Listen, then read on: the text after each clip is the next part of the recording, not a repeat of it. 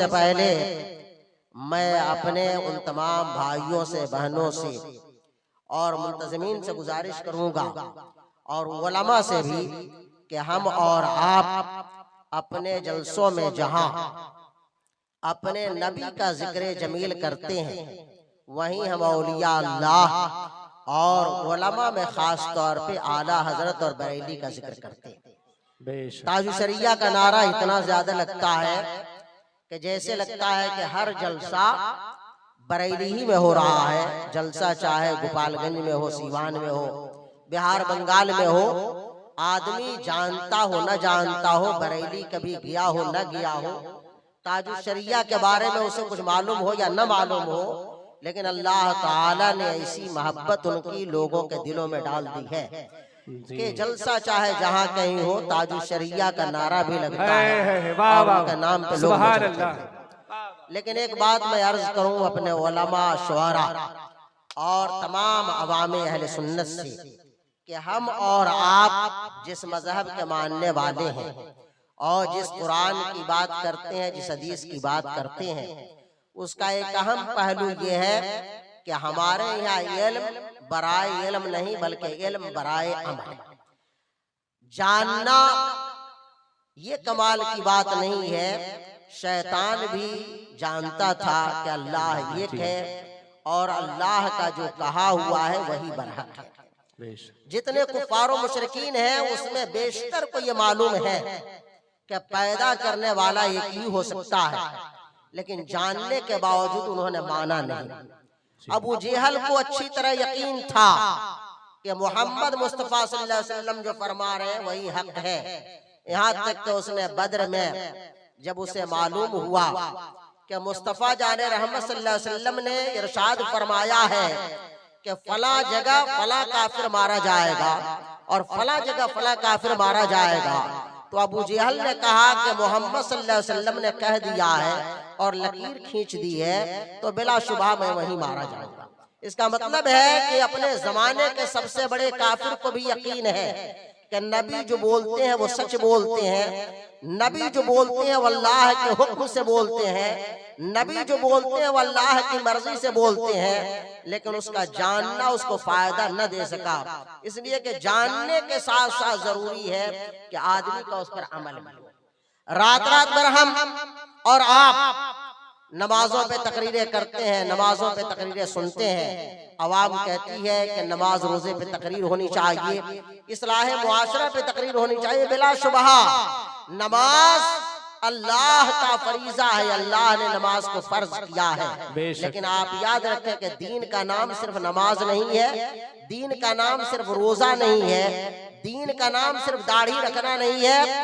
बल्कि अल्लाह और उसके रसूल ने जिन चीजों को हलाल किया है उसे हलाल जानना और जिन चीजों को अल्लाह और रसूल ने हराम फरमाया है उसे हराम जानना और उन मुहर्रमात से बचना, ये हम सब का फरीजा है। अब मैं आपको बताऊं कि आज का मुआशरा इतना खराब हो चुका है। पहले भी गुनाहगार थे, फिस्को फजूर में लोग मुब्तला होते थे, लेकिन पहले कम से कम हमारी मस्जिदें, हमारे जलसे, हमारी दरसगाहें, हमारे उलमा, हमारे मशाइख, पीर कहलाने वाले लोग, हमारे इमाम, हद तो ये कि दाढ़ी रखने वाला, एक कलमा पढ़ने वाला मुसलमान भी गुनाह करते हुए डरता था कि हमने दाढ़ी रखा है, लोग कहेंगे कि तुम दाढ़ी रख करके ऐसा काम कर रहे हो, तुम कुर्ता पाजामा पहन करके ये कर रहे हो, तुम टोपी पहन कर ये कर रहे हो। लेकिन आज अफसोस की बात यह है कि दाढ़ी रखने वाले हो या बगैर दाढ़ी वाले हो, टोपी पहनने वाले हो या बगैर टोपी पहने हुए लोग हो, कुर्ता पाजामे पहनने वाले लोग हो या पैंट शर्ट पहनने वाले लोग हो, गुनाह पर आदमी इतना जरी हो गया है कि गुनाह करते हुए शर्माता नहीं। अभी 2 दिन पहले मैं हैदराबाद की फ्लाइट से लखनऊ पहुंचा, तो मेरी फ्लाइट में जिसमें मैं था उसमें एक साहब पगड़ी बांधे हुए थे,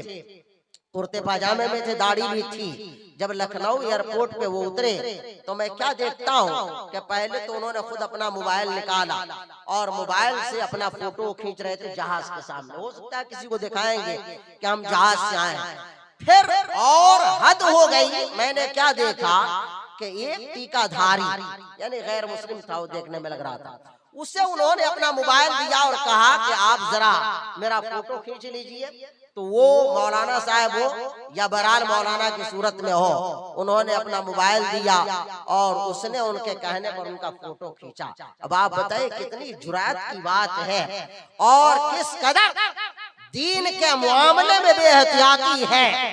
मैं इस तमहीद के बाद ये कहना चाहता हूँ और आप सबसे गुजारिश करना चाहता हूँ कि याद रखो कि रसूल पाक सल्लल्लाहु तआला अलैहि वसल्लम ने तस्वीर खींचने वालों और तस्वीर खींचने वालों पे सख्त आपने तंबीह फरमाई और इरशाद फरमाया, इन्ना अशद्दन्नासि अज़ाबन यौमल क़ियामह अल मुसव्वरून, कि बेशक क़यामत के दिन सबसे सख्त तर अज़ाब उन लोगों को होगा जो फोटो खींचते और खिंचाते हैं। अल्लाह हदीस पाक में है कि क़यामत के दिन अल्लाह ताला फोटो खींचने वालों से कहेगा कि इस फोटो के अंदर तुम जान डालो, और आदमी जान न डाल सकेगा तो अल्लाह कहेगा फिर जहन्नम में जाओ। इसके बावजूद आप सोचिए कि हमारे जलसों में नौजवान वो जैसे समझते हैं कि बहुत बड़ा दीन का काम है फोटो खींचना। आप मोबाइल से जितनी तकरीरें सुन रहे हैं और जिस कदर मीडिया और टेलीविजन और अखबारों का अमल दखल बढ़ा है, उससे दीन को फायदा नहीं बल्कि नुकसान पहुंच रहा है। अगर फोटो से दीन को फायदा पहुंचना होता तो ख्वाजा गरीब नवाज का बहुत खूबसूरत फोटो अल्लाह ने भेजा होता, गौसे आजम का फोटो होता, खुद सहाबा का फोटो होता, हजरत मौला अली हसन हुसैन का फोटो होता। क्या अल्लाह इस बात पे कादिर नहीं था कि करबला में जो कुछ हो रहा था उसका एक फोटो खींच दिया जाता और वो फोटो भेज दिया जाता कि यही फोटो मौलाना लोग दिखाया करें? लेकिन नहीं, न मेरे नबी का कोई फोटो, न अबू बकर उमर का कोई फोटो, न उस्मानो अली का कोई फोटो, न सैयदा फातिमा जहरा का कोई फोटो, न गौसे आजम का कोई फोटो, न इमाम आजम का कोई फोटो। हद तो ये कि हमारे उलमा जिन्होंने इल्मो फजल की दरसगाहें कायम की, हुजूर हाफिज मिल्लत को कौन नहीं जानता, उनको जब हज पे जाना हुआ उस जमाने में फोटो कंपलसरी था,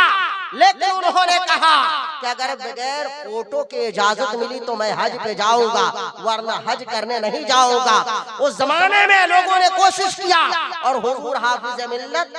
बावजूद शर्त के बगैर फोटो के आप हज बैतुल्लाह के लिए गए। शहजादे आला हजरत सरकार मुफ्ती आजम हजरत अल्लामा मौलाना मुफ्ती मोहम्मद मुस्तफा रजा खान नव्वरल्लाह मरकदहू बगैर फोटो के आप हज बैतुल्लाह के लिए गए। हुजूर ताजुश शरिया, हुजूर हाफिज मिल्लत, हुजूर मुजाहिद मिल्लत, हुजूर बुरहान मिल्लत, हुजूर शेर बेशा अहले सुन्नत, शारिह बुखारी और इन जैसे तमाम हमारे अकाबरीन हमेशा मना करते रहे कि फोटो न खींचा जाए। हाँ, अगर कहीं बहुत जरूरी हो आधार कार्ड, पैन कार्ड, इन जैसी जो चीज है जिसको गवर्नमेंट तलब करती हो और मजबूर करती हो, उसके लिए उलमा ने इजाजत दी है। लेकिन मुझे अफसोस होता है कि जलसों में, मस्जिदों में, यहाँ तक के लोग उमरा करने जाते हैं, वहाँ जाके फोटो खींचते हैं। यानी जहाँ हमें सवाब को उम्मीद करनी चाहिए, गुनाह का हम खुद इंतजाम कर दे रहे हैं कि वहाँ भी गुनाह हो। क्या आपको नहीं मालूम है